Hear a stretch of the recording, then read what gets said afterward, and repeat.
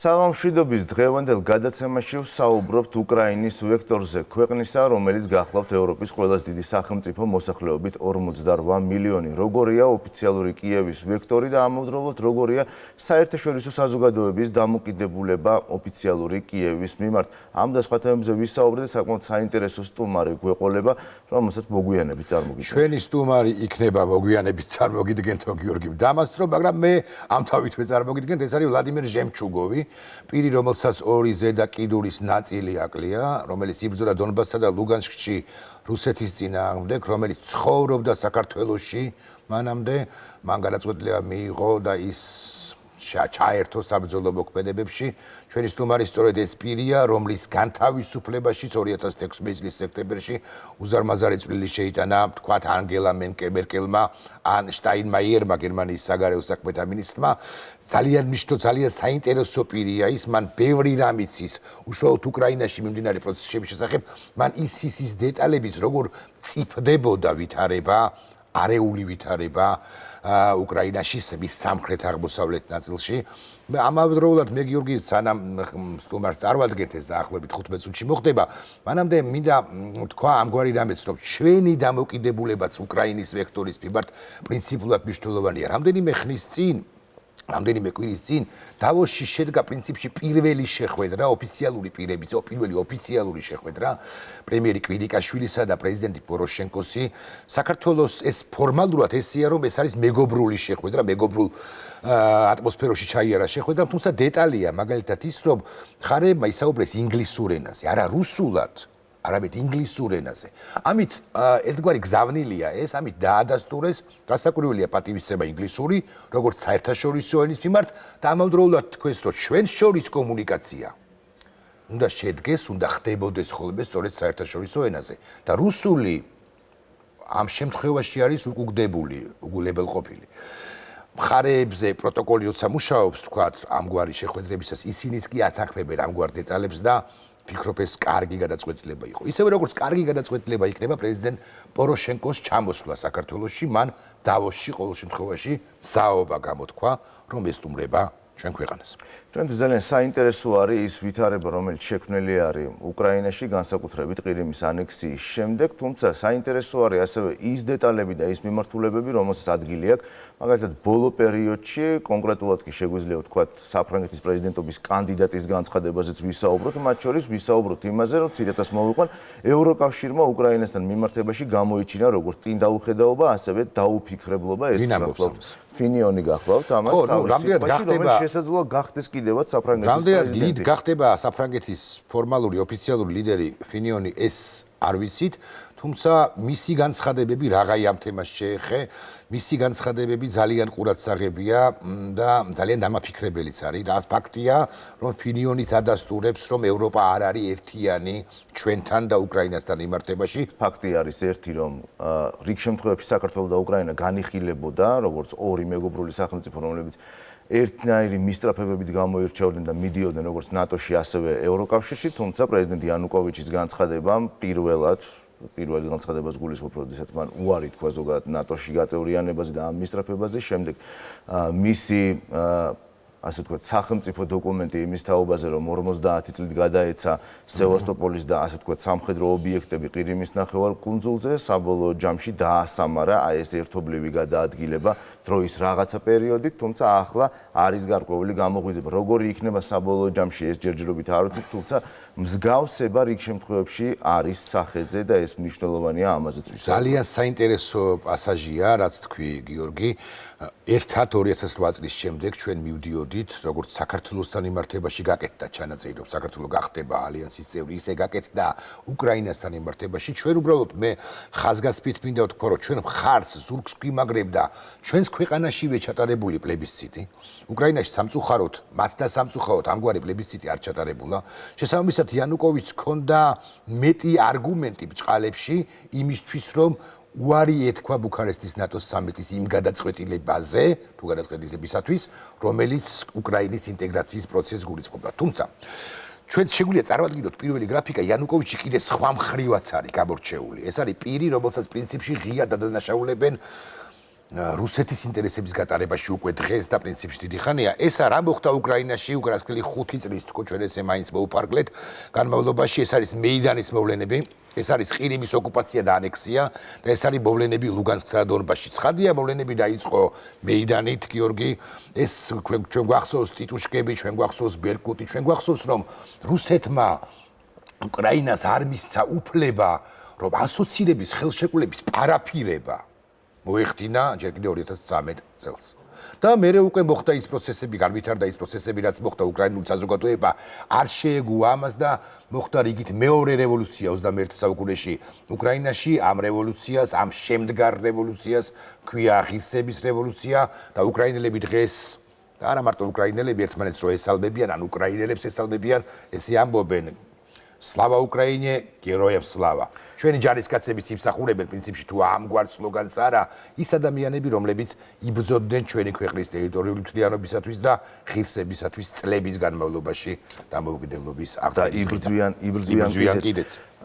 წლის დასაწყისი არის საინტერესო უკრაინასთან მიმართებაში რამდენიმე ასპექტით. ირაკლი, აუცილებელი აღვნიშნოთ, რომ იანვარი იყო და გახლავთ ერთ-ერთი ის თვე, როდესაც გავიდა მაგალითად იგივე დონეცკის აეროპორტიდან უკრაინელი სამხედროების გამოყვანის ბრძანება გაიცა, სწორედ რამდენიმე წლის წინ. ეს გახლდათ აეროპორტი, რომელშიც უკრაინელი მებრძოლები იცავდნენ, ასე ვთქვათ, დონეცკს, იცავდნენ თავისუფლებას. გახსოვთ ისიც, რომ უკრაინის აეროპორტი უბრალოდ ჩამოიშალა და მხოლოდ ამის გამო იქნა მიღებული გადაწყვეტილება, რომ გამოეყვანათ მებრძოლები.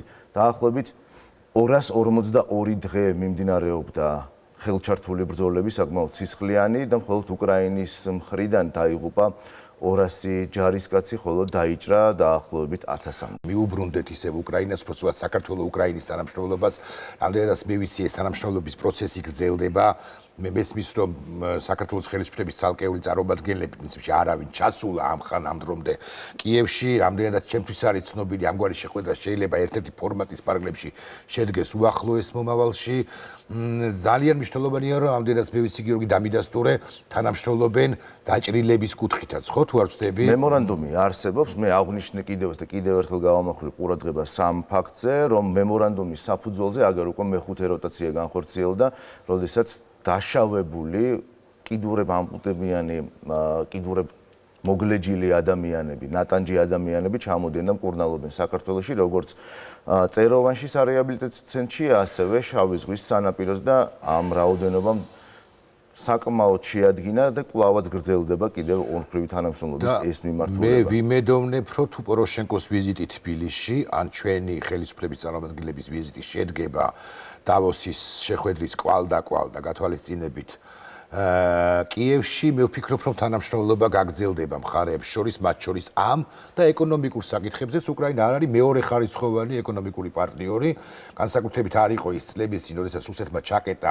ჩვენი პროდუქციისთვის ბაზარი და უკრაინაში ჩვენი პროდუქცია, სასოფლო-სამეურნეო პროდუქცია მათ შორის იყიდებოდა და ამ თვალსაზრისით უკრაინა ძალიან საინტერესო ინვესტორიც შეიძლება იყოს ჩვენი ქვეყნისათვის და ისევ ყირიმი, ბოდის ვიხდი, ძალიან მნიშვნელოვანია ის, რომ ყირიმის ანექსია მოხდა, არა ოკუპაცია, არამედ რუსეთმა მიერთა ყირიმი და საკუთარ ფერად, სამფერად შეღება ეს ნახევარკუნძული, ეს არის რანგით უფრო მნიშვნელოვანი აგრესია, რომელსაც საერთაშორისო თანამეგობრობა ბუნებრივია გმობს და ყირიმის და სამხრეთ-აღმოსავლეთ უკრაინის გამო ის უწესებს, ჯერაც მაინც ესე ვთქვათ, არასაკმარის და არაჯეროვან სანქციებს. სანქციებს უწესებს, განმეორდები, რომ იანვარი არის ერთ-ერთი მნიშვნელოვანი პერიოდი, წლის დასაწყისი, იმ მიმართულებითაც, რომ უკრაინის ხელისუფლებამ არაერთი სარჩელი შეიტანა საერთაშორისო სასამართლოში რუსეთის ფედერაციის წინააღმდეგ, კონკრეტულად რუსეთის ფედერაციის ხელმძღვანელობის წინააღმდეგ და არა მხოლოდ ყირიმის ანექსიის გამო, არამედ მილიონობით უკრაინელი მშვიდობიანი მოქალაქის უფლებების დარღვევის კუთხითაც და არ დაგვაუწყდეს ირაკლი, რომ ერთ-ერთი ყველაზე ხმაურიანი ინციდენტი, ბრჭყალებში ინციდენტი, ამას სხვა სიტყვები შეუძლია უწოდოთ, ეს არის MH17-ის ჩამოგდება სწორედ დასაკვირველი, რომელიც დღის წესრიგში არის კი რუსული ბუკის მიერ საზეიმტო და კომპლექსი. დღესაც არის დღის წესრიგში მსოფლიოსთვის ამ ფაქტის სრულყოფილი გამოძიება, რა საკვირველია არსებობს ვერსიები და რა საკვირველია აქ გიორგის თქმის არ იყოს მეტი წილი პასუხისმგებლობა თუ სრული პასუხისმგებლობა არა არის სწორედ რუსეთის ფედერაციის როგორც სახელმწიფოს მხარეს ეს ამი არ თქმა არ შეიძლება. ახლა დრო არის ვნახოთ ჩვენი სიუჟეტი, რომელიც ეხება უშუალოდ ლუგანსკისა და დონეცკის ოლქებში შექმნილ ვითარებას, ვიცით რომ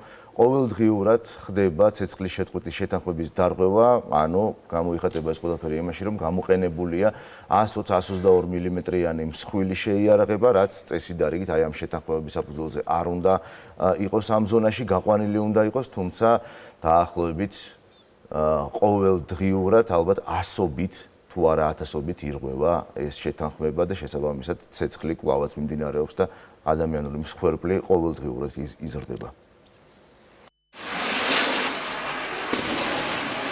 მინსკის შეთანხმების მიუხედავად აღმოსავლეთ უკრაინაში ცეცხლი არ შეწყვეტილა. სამხედრო პოზიციებთან ერთად სამიზნეში სამოქალაქო ობიექტებიც მოხვდა, რაც სამწუხაროდ დასახლებულ რაიონებში მიმდინარე საბრძოლო მოქმედებების დროს არც თუ იშვიათი მოვლენაა და მსხვერპლის რაოდენობას როგორც წესი მნიშვნელოვნად ზრდის. ლუგანსკისა და დონბასის შენარჩუნება რუსეთისათვის სახმელეთო საზღვრის კონტროლის გარდა არანაკლებ მნიშვნელოვანია საზღვაო უსაფრთხოების თვალსაზრისით. ყირიმის ანექსიის შემდეგ მარიუპოლი სევასტოპოლის ზურგში მოექცა და კრემლისთვის, რომელმაც სტრატეგიული პოზიციები გაიმყარა და არსებითად შეცვალა ძალთა ბალანსი შავ ზღვაზე, ამ ზურგის არსებობა საკმაოდ დიდი რისკის მატარებელ ფაქტორად დარჩებოდა. ჩრდილოატლანტიკური ალიანსის იმ ქვეყნებისთვის, რომელთაც შავ ზღვაზე საკუთარი საზღვარი გააჩნიათ, ეს გამოწვევა ხელშესახები გახდა და შესაბამისად აკვატორიაში სამხედრო საზღვაო კომპონენტის გაძლიერებაც პრიორიტეტულ საკითხად იქცა. როდის და როგორ გააძლიერებს ალიანსი სამხედრო საზღვაო ყოფნას რეგიონში, ეს დროთა განმავლობაში გამოჩნდება. არანაკლებ მნიშვნელოვანია ის, თუ რა ნაბიჯებს გადადგამს რუსეთი, რომელსაც არა მარტო უკრაინის, არამედ საქართველოს საზღვაო საზღვრის მნიშვნელოვანი ნაწილიც ოკუპირებული აქვს. რა ნაბიჯებს გადადგამს, ამას ალბათ ყველანი ერთად ვნახავთ, თუმცა აქ კიდე ერთი დეტალია, რომ უკრაინის ხელისუფლება თვლის და განაგრძობს ის სამართლებრივ დავას, სამართლებრივ ჩარჩოებში, რომ უკრაინის ხელისუფლება თვლის, რომ რუსეთის ფედერაციის ხელმძღვანელობა არღებს გაეროს რამდენიმე კონვენციას, მათ შორის იარაღის მიწოდების და უკანონო შეიარაღებული ფორმირებების მხარდაჭერის საქმეში და ანუ ადამიანის უფლებების მასობრივ დარღვევაზე უკვე ვისაუბრეთ, აქ არის რამდენიმე საერთაშორისო სარჩელი შეტანილი, ამიტომ ვნახოთ სამართლებრივად როგორ გადაწყდება, მიუხედავად იმისა, რომ რუსეთის ფედერაცია კატეგორიულად უარყოფს კონფლიქტში მონაწილეობას. უარყოფს. კატეგორიულად უარყოფს. უარყოფს რუსეთის ფედერაცია ბევრ რამეს უარყოფს, მაგრამ დასავლეთს რუსეთის ფედერაციის არ სჯერა. რა ნაბიჯებს გადადგავენ სახელმწიფოები, მათ შორის დასავლეთი და გამკაცდება თუ არა სანქციები რუსეთის ფედერაციის წინააღმდეგ, ეს გამოჩნდება. ასევე მნიშვნელოვანია ეგზისტენციური არჩევანი კონკრეტული ადამიანებისა. ვიდრე ინტერვიუს ნაწილზე გადავალთ ვლადიმირ ჟემჩუგოვთან, ჩვენ საჭიროდ მივიჩნიეთ გაგვეკეთებინა მისი ერთგვარი პორტრეტი, რომ უფრო კარგად წარმოგვედგინა, უფრო კარგად გაგვეცნო ის თქვენთვის. მე ამ თავითვე წარვადგენ პირს, რომელიც 2007 წლიდან ცხოვრობს საქართველოში, ვინ არის ვლადიმირ ჟემჩუგოვი. ცხოვრობს თბილისში, აქვს საკუთარი ბიზნესი, 2014 წელს ის დაბრუნდა უკრაინაში, ქალაქ კრასნი-ლუჩში და მონაწილეობდა პარტიზანულ მოძრაობაში რუსეთის შეიარაღებული ძალების წინააღმდეგ. ეს არის ფოტო მეუღლესთან ერთად. და ბრძოლების დროს მძიმედ დაიჭრა 2015 წლის სექტემბერში, დაკარგა 2 ზედა კიდური, ეს ძალიან მნიშვნელოვანია. 8 თვის განმავლობაში მკურნალობდნენ, 3 თვის განმავლობაში მერე ის იყო საპატიმროში და მერე უკვე, როგორც აღვნიშნე, საუბრის დასაწყისში, ჩვენი განაცემის დასაწყისში, მერკელის და ევროპელის სხვა ლიდერების, შტაინმაიერის მათ შორის მეცადინეობით, ძალისხმევით მისი განთავისუფლება მოხდა არაერთ შეხვედრაზე, მათ შორის მინსკშიც დაისვა ეს საკითხი პოროშენკოსა და პუტინის შეხვედრის დროს.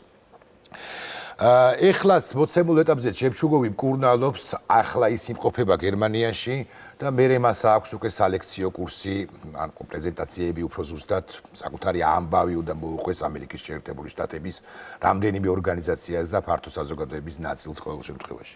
აი, სწორედ ამ პირთან გვაქვს ჩვენ ინტერვიუ, რომელსაც მე მივესალმები.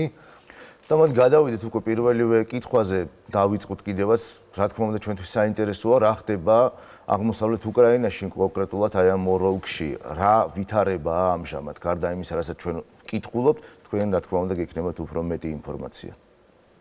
ჩემი მეგობრებისა თუ თანამებრძოლებისაგან ვიცი, რომ მედიის საშუალებები სრულიად იფილტრება. მხოლოდ მათ, ვისაც აქვს ინტერნეტი, აქვთ საშუალება, რომ მოისმინონ განსხვავებული აზრი, განსხვავებული პოზიცია. სხვა მხრივ რეგიონში სრული ვაკუუმია. გაცილებით უარესი ვითარებაა საპატიმროებში. სარდაფები გადაჭედილია ხალხით. იქაური უშიშროების ეგრეთ წოდებული სამსახურები უმოწყალოდ ყრიან ადამიანებს ამ ჯურღმულებში. სხვათა შორის ოკუპირებულ ტერიტორიებზე, მაგალითად ლუგანსკის ოლქში, არც თუ ცოტა 12 საპატიმროა. ხოლო დონეცკში 16. რომ წარმოიდგინოთ, ეს საბჭოთა ციხეებია, ბნელი გრძელი დერეფნებით. უფრო ჯურღმულები და არა ციხეები, უფრო ადამიანთა წამების ადგილები. როგორც აღვნიშნე, ისინი სავსეა ადამიანებით, რომლებიც ან უკვე გასამართლებული არიან, ან განაჩენსელიან. რაოდენ უცნაურიც არ უნდა იყოს, პატიმართა შორის არიან ის კაზაკებიც, რომლებიც 2014 წლიდან სწორედ რუსეთის ფედერაციას ეხმარებოდნენ. ეს ადამიანები უკვე აღარ სჭირდებათ, იმიტომ რომ მათ ოდნავ თუნდაც მცირედით განსხვავებული აზრი აქვთ ზოგიერთ საკითხზე. რაც შეეხება ომს, დღეს ლუგანსკსა და დონბასში, დონეცკის ოლქში 3 დაჯგუფებაა: რუსეთის არმია, ხსენებული კაზაკები, რომელთა რუსულ სტანდარტებში მოქცევას ჯერჯერობით მაინც ერიდებიან და მოხალისეები, რომლებიც ფაქტობრივად რუსეთის არმიის დანამატს წარმოადგენენ. და უკრაინის მხრიდან კვლავაც აქტიურები არიან მოხალისეები, ჩვენ ვადევნებდით თვალყურს თუ რაოდენ დიდი იყო მასშტაბი მოხალისეების მხარდაჭერისა. რა მდგომარეობაა ახლა? არა, მხოლოდ არმია და შინაგან საქმეთა სამინისტროს ფორმირებები. ცოტა ხნის წინ, როცა უკრაინის ხელისუფლებამ მოხალისეთა მოწვევა გადაწყვიტა, ეს მისი იძულებითი ნაბიჯი იყო. აშკარად უთანასწორო იყო ბრძოლები და ამ უკიდურეს გზას ხელისუფლებამ მხოლოდ ამიტომ მიმართა. ახლა მხოლოდ ოფიციალური შეიარაღებული ფორმირებები იბრძვიან. მე დამავიწყდა მეხსენებინა მაყურებლისთვის, რომ ვლადიმირი ჩვენს ომშიც ერთგვარად მონაწილეობდა, ყოველ შემთხვევაში ის მეორე დღეს იმ დღეებში გორში იმყოფებოდა და ამ ხრივაც არის საინტერესო რესპონდენტი. მე ამგვარ კითხვით მიმართავ მას, 2007 წლიდან ცხოვრობთ თქვენ თბილისში, გაქვთ თქვენი ბიზნესი, თქვენ მე გადაწყვიტეთ სამშობლოში დაბრუნება და იქ ბრძოლა. ერთგან წერთ ამგვარ რამეს, ციტატა, როდესაც გორიდან რუსეთის ჯარი გავიდა, მე ჩავჯექი მანქანაში და წავედი იმის სანახავად, რა გააკეთა გორში რუსეთის ჯარმა, რუსეთმა. მინდოდა ჩემი თვალით მენახა, თავად შემეფასებინა ვითარება. და თქვენ წერთ შემდეგს, მე ვნახე, რომ რუსები მშვიდობიან მოქალაქეებს ებრძოდნენ, მშვიდობიან დასახლებულ პუნქტებს ბომბავდნენ, სოფლებს ბომბავდნენ. მერე ბევრი წავიკითხე ჩეჩნეთის ომზე, თქვენივე სიტყვებია, რომ რუსეთმა 26,000 მშვიდობიანი მოქალაქე ამოხოცა ჩეჩნეთში. და მერე მივხვდი, რუსეთი საშიში, საძაგელი სახელმწიფოა. რა საძაგლობებს ჩადიოდა, ჩემი კითხვა ამგვარია, რუსეთი უშუალოდ ლუგანსკსა და დონბასში, უკრაინაში და შემდეგი კითხვა ამგვარია, როგორ ემზადებოდა ის ამ ომისთვის უკრაინაში მანამდელ პერიოდში. ზოგადად ვრცელი კითხვა გავამივიდა, ბოდიშ ვიხდი. ნარინჯისფერ რევოლუციამდე უკრაინელი პოლიტიკოსები ერთგვარად დაქვემდებარებული, გაკონტროლებული იყვნენ. რუსეთსა და უკრაინას ბევრი საერთო ინტერესი ჰქონდათ. მაგალითად გაზის ბიზნესი, სხვა ბიზნესები.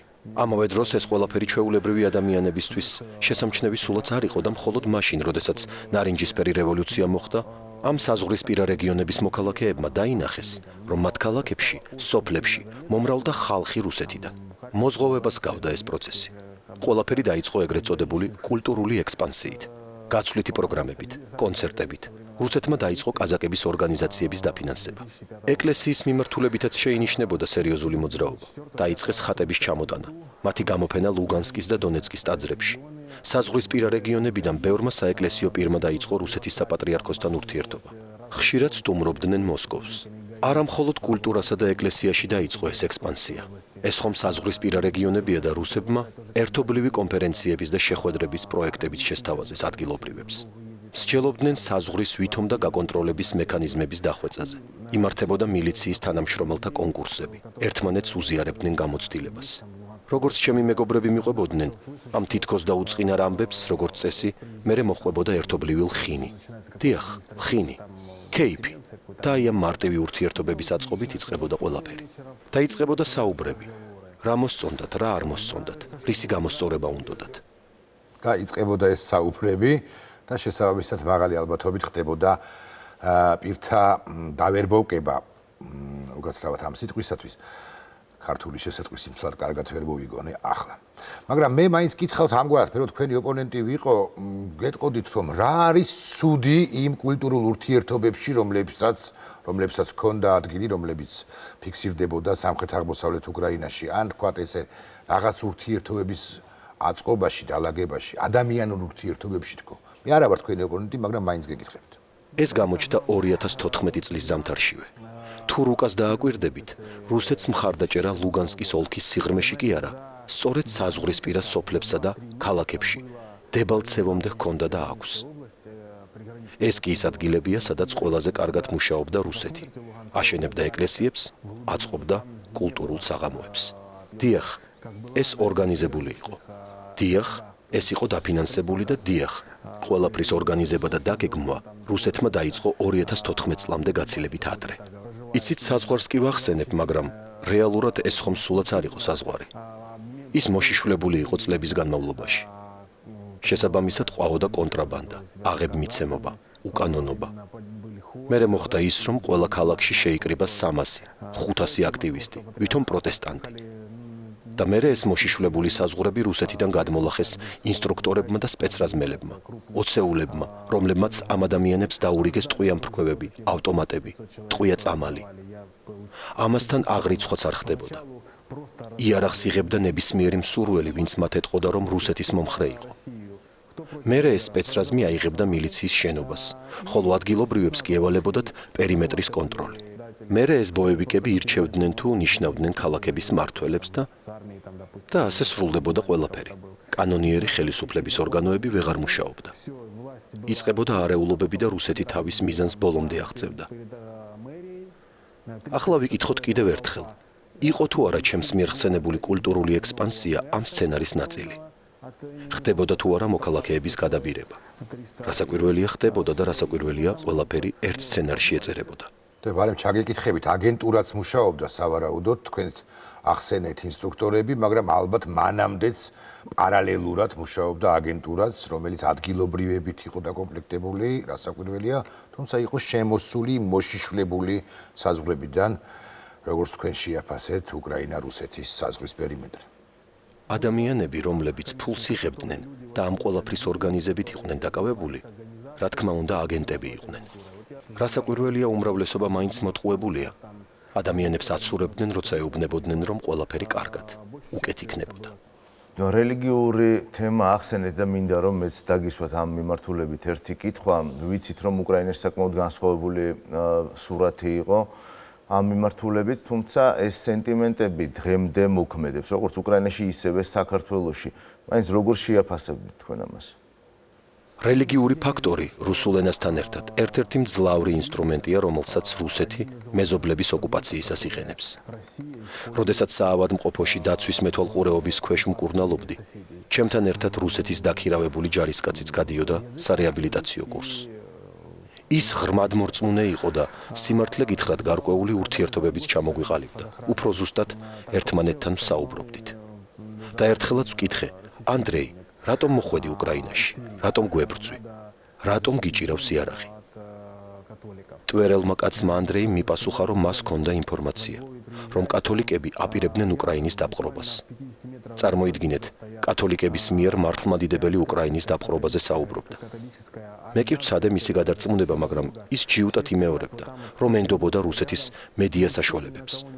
რომელთა მტკიცებითაც უკრაინის გადარჩენა აუცილებელი იყო სწორედ იმიტომ, რომ ევროპელი კათოლიკები მის დაპყრობას და მისთვის რწმენის წართმევას აპირებდნენ. ის სწორედ ქრისტიანობის გადასარჩენად იყო ჩამოსული. ამბობდა, რომ ქრისტიანობას იცავდა და სხვას არაფერს. კეთილი, ძალიან საინტერესოა. როგორ ფიქრობთ, რამდენად შორს სწავლა რუსეთი თავის ქმედებებში? იგივე ნოვოროსიაზეც იყო საუბარი, ახლა თითქოს აღარ არის ეს საუბრები, თუმცა რამდენად მოქმედებს ეს საინფორმაციო ტალღები უშუალოდ რუსეთის მოქალაქეებზეც? მას შემდეგ, რაც ევროპამ ეკონომიკური სანქციები დაუწესა რუსეთს, ეს საუბრები მართლაც დასრულდა. ვფიქრობ, რუსეთს სურს გადაწვდეს ყველა იმ რეგიონს, სადაც რუსული იციან და რუსულად საუბრობენ. ეს გაგრძელდება მანამ, ვიდრე მოქალაქეები, რომლებიც ცხოვრობენ ამ ტერიტორიაზე, რუსულს გაიგებენ. საინტერესო მოსაზრებაა, ბუნებრივია, მაგრამ ამ შემთხვევაში მე მგონი ჩვენ საქართველოს დაცულია სულ რაღაც 1.5%-ია რუსი, ეთნიკურად რუსი საქართველოში, თუმცა ისიც ფაქტია მეორე მხრივ, რომ დაახლოებით 20-25%-ია ეთნიკური უმცირესობების საქართველოს წარმომადგენლები, რომლებიც არიან საქართველოს ღირსეული შვილები, ხაზგასმით ვამბობ ამას, მაგრამ ალბათ მაინც არ დგას ეს რუსულის პრობლემა ჩვენთან. მით უფრო რომ ახალგაზრდა თაობა კარგად ფლობს საერთაშორისო ინგლისურ ენას, იმ ენას, რომელზეც ისაუბრეს გიორგი პოროშენკომ და კვირიკაშვილმა რამდენიმე ხნის წინ. თქვენი კომენტარი ამასთან დაკავშირებით. ვერ დაგეთანხმებით. სწორედ რუსული ენა თამაშობს საქართველოში ძალიან სერიოზულ როლს. მეტიც, გონია რომ ის რელიგიურ თუ რწმენის ინსტრუმენტზე მნიშვნელოვანია თქვენთან. რატომ? იმიტომ რომ თქვენი ავტოკეფალური ეკლესია გაქვთ. თქვენი საპატრიარქო და სულაც არ ექვემდებარებით რუსეთისას. თქვენი პატრიარქი ილია მეორე დამოუკიდებელი პერსონაა. აი რუსული ენა კი სამწუხაროდ მეტად პოპულარული ხდება თქვენთან.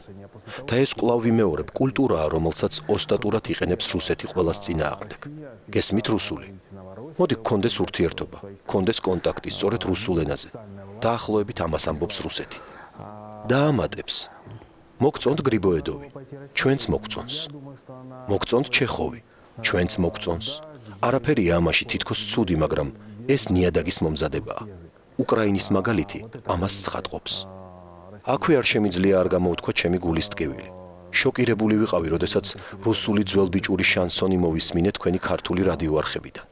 ჩვენ შოკირებულები ვართ. აბსოლუტურად სხვა ჭრილში მინდა გადავყვან ჩვენი საუბრის მეორე ნაწილი. სანქციებზე მინდა გკითხოთ. როგორ ფიქრობთ, რამდენად ეფექტურია სანქციები, მიუხედავად იმისა, რომ უკვე არსებობს მოსაზრება, რომ საბოლოო ჯამში სერიოზული გავლენა ჯერჯერობით სანქციებს რუსეთის ფედერაციაზე არ მოუხდენია? ჩემთვის პირადად აქვთ ნათქვამი ევროპელებს, რომ მძიმე არტილერია ჯერაც არ გამოუყენებიათ. ისინი უფრო მკაცრ სანქციებს გულისხმობენ, მაგალითად, SWIFT-ის აკრძალვას, ან ვიზებზე უარის თქმას. ამდენად ისინი დარწმუნებულები არიან, რომ რუსეთს არა ომი, არამედ სწორედ ამგვარი წინააღმდეგობა მოდრეკს. და პრაქტიკულად ბოლო კითხვა, თქვენ ხართ ეროვნებით რუსი, რომელიც ცხოვრობდით უკრაინაში, ახლა ცხოვრობთ საქართველოში, წახვედით რამდენიმე ხნის წინ ისტორიულ სამშობლოში, რაც ცხოვრობდით უკრაინაში, ლუგანსკში, საბრძოლოდ რუსეთის წინააღმდეგ შეგნებულად გადადგით ეს ნაბიჯი. თქვენ ხართ სამაგალითო პიური ბევრისთვის, მაგრამ კითხვა ამგვარია, რას უწინასწარმეტყველებთ ეროვნებით ასევე რუს პუტინს, რომელზეც ამბობენ, რომ მან შესაძლოა საკუთარი კარიერა დაასრულოს ჰააგაში. როგორ ფიქრობთ, შესაძლებელია თუ არა ეს და შეიძლება ესეც მოვთარგმნოთ ჩემი კითხვა, არის თუ არა ეს თქვენი ოცნება? თქვენ წარმოიდგინეთ არა, პუტინის დასჯა იმისათვის, რაც მან ყირიმსა და ლუგანსკში დონბასში ჩაიდინა, მაინც მეხუთე ხარისხოვანია. მე პირველ რიგში ვოცნებობ იმაზე, რომ უკრაინა ნამდვილად თავისუფალ სახელმწიფოდ გარდაიქმნას. მოვიარე მსოფლიო და ვნახე, როგორ ცხოვრობს საზოგადოება თავისუფალ სამყაროში. აი ესაა ჩემი ოცნება. რომ უკრაინელებმა ციცხოვრონ ისე, როგორც საზოგადოება ცხოვრობს ცივილიზებულ, დემოკრატიულ სახელმწიფოებში. ძალიან დიდი მადლობა, მინდა გადაუხადოთ ჩვენ რესპონდენტს, საინტერესოდ დაასრულა მან ინტერვიუ. მე კი შემიძლია ასეთი რამ ვთქვა დასასრულს, რომ ჩვენც რა თქმა უნდა უკრაინის ძალიან დიდი გულშემატკივრები ვართ და გვინდა რომ ეს ქვეყანა ევროპის ერთ-ერთი კი არა და ყველაზე დიდი სახელმწიფო 58 მილიონი მოსახლეობით იყოს გამთლიანებული, დემოკრატიული, ძლიერი და საქართველოს ძლიერი მოკავშირე. მანამდე იქნება თუ არა ჰააგის სასამართლო რუსეთის ფედერაციის ხელისუფლებისთვის. ან მერე ეს ჯერჯერობით არ ვიცით, ფაქტი ერთია, რომ მაგალითად გასული წლის ნოემბერში, 2016 წლის ნოემბერში რუსეთმა დატოვა კიდევაც სისხლის სამართლის საერთაშორისო შეთანხმება და გამოვიდა ასე რომ ჰააგის ტრიბუნალი ჯერჯერობით მას პრაქტიკულად ბევრიან ყოველ შემთხვევაში ამ ნაწილში საერთაშორისო სამართალი მას არ ეხება. გადაარჩენს თუ არა ეს რუსეთს, უფრო ზუსტად მის დღევანდელ პოლიტიკურ ისტაბლიშმენტს. ნახოთ, მე და გიორგი ცხვიტავაკი მომავალ ხუთშაბათამდე გემშვიდობებით. ნახვამდის.